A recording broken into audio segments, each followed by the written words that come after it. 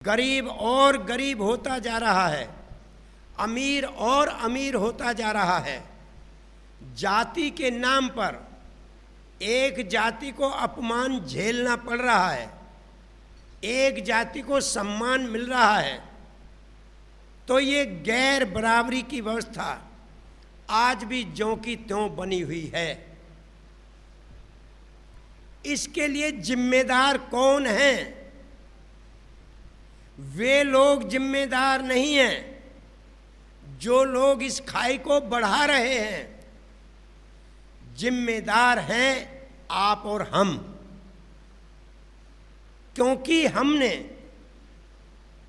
अपने महापुरुषों के द्वारा किए गए संघर्ष, किए गए त्याग के बल पर गरीबी बढ़ रही है, महंगाई बढ़ रही है, भ्रष्टाचार बढ़ रहा है। ये सरकार निकम्मी है, वो सरकार बदलनी है।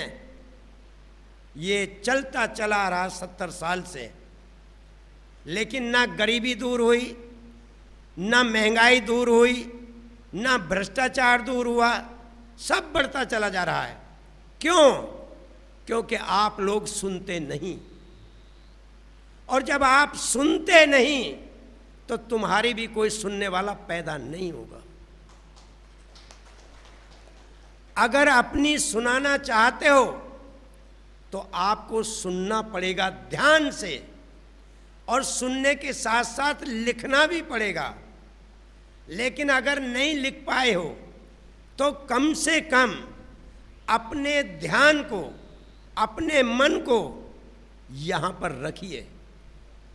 1 घंटा घर से अलग अपने मन को रखते हुए अगर शरीर यहाँ पर है तो आपका मन भी यहीं पर होना चाहिए।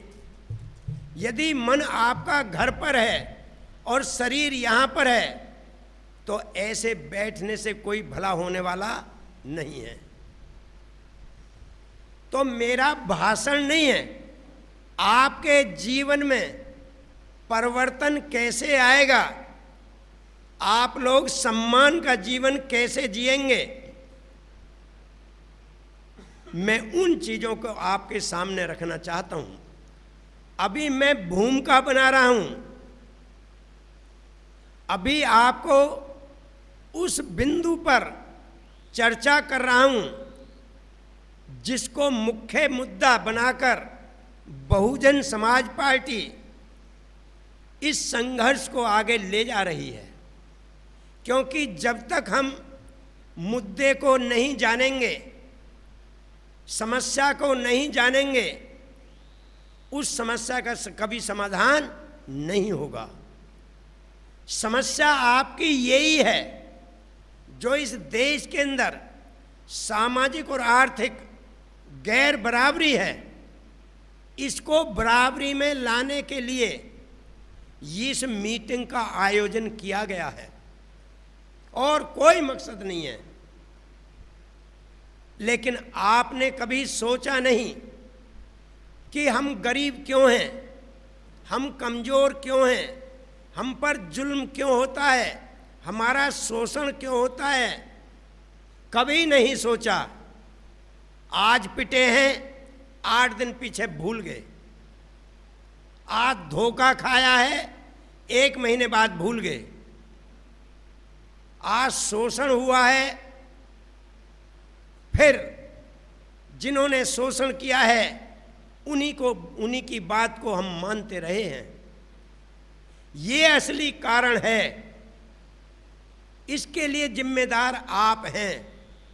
जिम्मेदार बीजेपी नहीं है, जिम्मेदार कांग्रेस नहीं है, जिम्मेदार मनुवादी लोग नहीं हैं, जिम्मेदार गैर बराबरी को बढ़ाने वाले लोग नहीं हैं।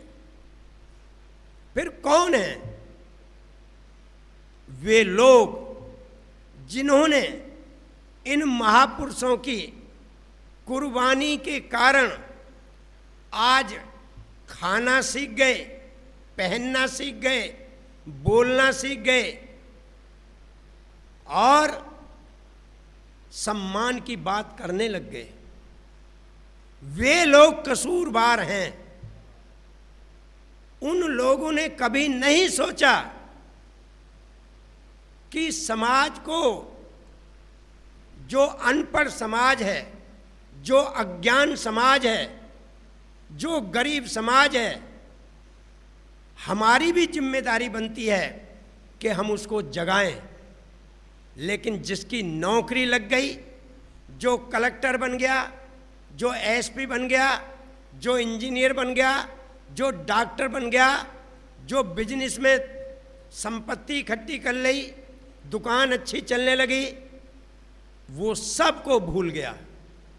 कैसी गरीबी, कैसा शोषण, कैसा जातवाद, सब कुछ भूल गया। और वो लग गया सिर्फ अपने परिवार के लिए, अपने बच्चों के लिए, अपनी इमेज के लिए, समाज को भूल गया। और जब आप समाज को भूल गए तो आज तुम्हारे दुश्मनों को मौका मिल गया और उन्होंने बड़ी प्लानिंग से तुम्हारे इस अज्ञान समाज का, अनपढ़ समाज का, भगवान के नाम पे, राम के नाम पर, 500 रुपये प्रति महीने के नाम पर, 5 किलो अनाज के नाम पर उनका वोट लेकर खुद सरकार बना ली। और जिस व्यवस्था से बाबा साहब डॉक्टर अम्बेडकर ने तुमको निकाला था, आज तुम्हारे समाज को उसी व्यवस्था में पुनः ला करके खड़ा कर दिया है। क्यों? क्योंकि हम लोगों ने अपने महापुरुषों की बात को आगे नहीं बढ़ाया। हम वहीं के वहीं भूल गए कैसा संघर्ष, कैसे बाबा साहब, कैसे कांशीराम, कैसे फूले, सबको भूल गए। और याद भी रहा तो कभी कभी भाषण में नाम ले लिया, उन्होंने हमारे लिए ये किया, वो किया। अरे उन्होंने तो किया, लेकिन तुम क्या कर रहे हो, ये सोचना है। और जब तक ये नहीं सोचोगे, जब तक तुम्हारा समाज तो गया, गरीब और कमजोर तो गया, उसे तो कल भी मजदूरी करनी थी, आज भी कर रहा है। कल भी पिटा था, आज भी पिट रहा है। कल भी धोखा खाया था, आज भी धोखा खा रहा है। लेकिन जो लोग जाग गए हैं, वे लोग सोचो, जो तुमने रसमलाई खाना शुरू किया है, टेरिकॉट टेरालिन के कपड़े पहनने शुरू किए हैं, कुर्सी पर बैठना शुरू किया है, तुम्हारे बच्चे जो तुम्हें देख रहे हैं, उन बच्चों का हाल अगर 2024 में आप लोग नहीं जागे तो ये अमित शाह और मोदी 2030 में तुम्हारे बच्चों को वहीं पहुंचा देगा जहां से बाबा साहब ने निकाला था। आज जागना पड़ेगा, आपको कुछ करना पड़ेगा, घर से बाहर निकलना पड़ेगा, अपने बच्चों से ऊपर उठकर समाज की बात सोचनी पड़ेगी, तो तुम्हारा भला होगा, तुम्हारे बच्चों का भला होगा। तुम्हारे पास मात्र 4 साल बची हैं। वैसे तो ये 4 साल में तुम्हें इतना रगड़ेंगे कि तुम भूल जाओगे कि अब कुछ हो भी सकता है या नहीं। तुम्हारा मनोबल गिर जाएगा, हिम्मत टूट जाएगी। लेकिन आज मैं आपको विश्वास दिलाना चाहता हूं कि जितने लोग इस हाल में हैं, अगर इस हाल में से 10 लोग भी आज जाग गए और मेरी बातों को ध्यान से सुनकर उस पर मनन किया और अमल किया, तो इन आने वाली 4 साल में हम मोदी और अमित शाह और बीजेपी को, आरएसएस को, भागवत को हम वापस कर देंगे। जो है सिर्फ 10 लोग जाग जाओ जो अपना घर छोड़ सकते हैं, जो अपने परिवार को छोड़ सकते हैं 4 साल के लिए और समाज के बीच में रात दिन एक कर सकते हैं, तो तुम्हारे बच्चों का भविष्य सुरक्षित हो सकता है, वरना तो गुलामी के अलावा कुछ नहीं है। और मैं जानता हूं कि यहां मैं आपसे पूछूं कि आप मालिक बनना चाहते हो या नौकर बनना चाहते हो, तो एक एक आदमी तुरंत कहेगा कि हम मालिक बनना चाहते हैं। रात दिन नौकर बनने के लिए लाइन में लग रहे हो, लेकिन जानते हुए भी कि हम मालिक नहीं बन सकते, हम नौकर ही बन सकते हैं, नौकर की लाइन में लगे हुए हैं। लेकिन ये सब जानते हुए भी आप लोगों का मन कह रहा है कि हम नौकर नहीं, हम मालिक बनना चाहते हैं। क्यों?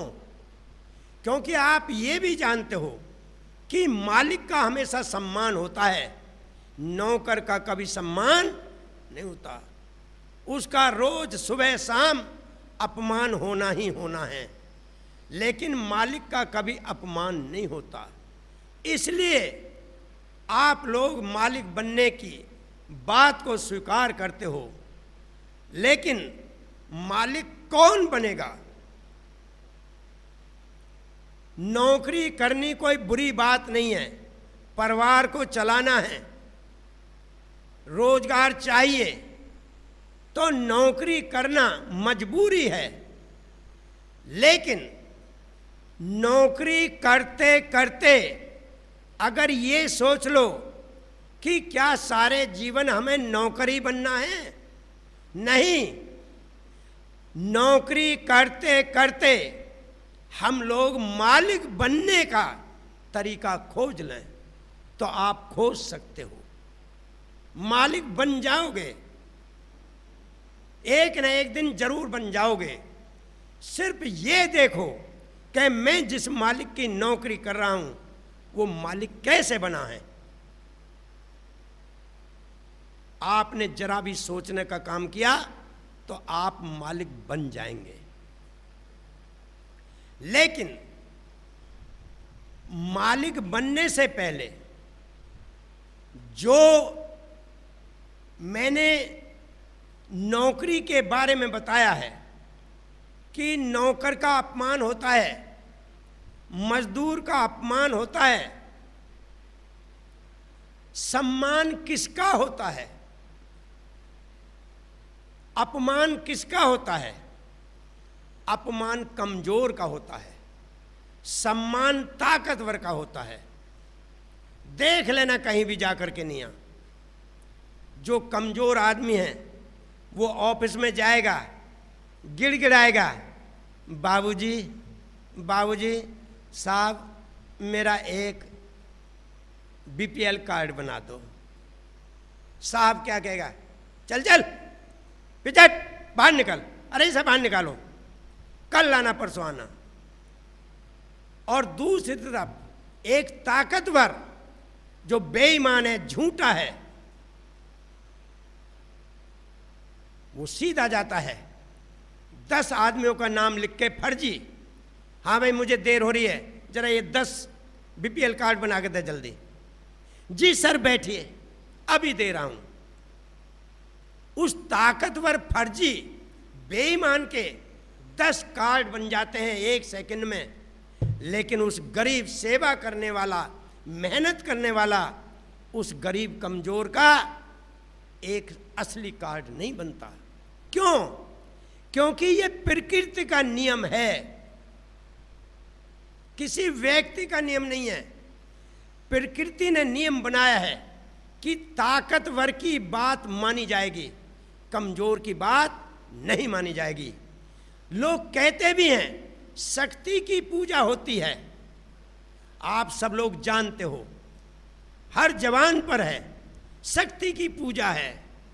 तुलसीदास ने भी रामायण में लिख दिया, समरथ को ना दोष गुसाई। जो ताकतवर होता है, अगर कृष्ण ताकतवर था तो 16,000 रानी